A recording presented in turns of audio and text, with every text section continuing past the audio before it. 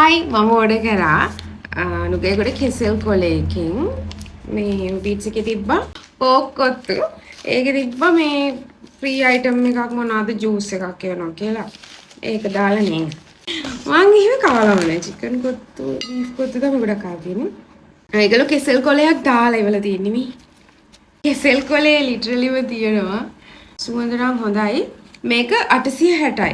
හැබැයි මේ ඒ ගානට වර්ත් කියලා මට හිතෙනවා. චිලි පේස්ට් විතරයි තියෙන්නේ. හැබැයි මේ ගොඩාක් මේ ඩ්‍රයි ගතියක් නැහැ.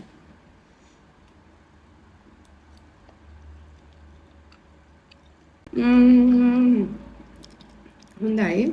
මීට් වර්ග වලින් අදට මම ආසම එක තමයි පෝක්. රසය හොඳයි හැබැයි. අවුලක් නැහැ.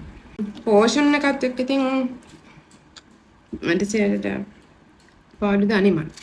මම හිතන්නේ ඉතින් ලොකු අවුලක් නැහැ. රහ හොඳයි. ෆ්‍රී අයිටම් එක එව්වේ නැති එක තමයි කෙසල් කොලේ වරද. ඕගොල්ලෝ නුගේගොඩ කෙසල් කොලේකින් කාලා තියෙනවා. පෝක් චුට්ටද මම.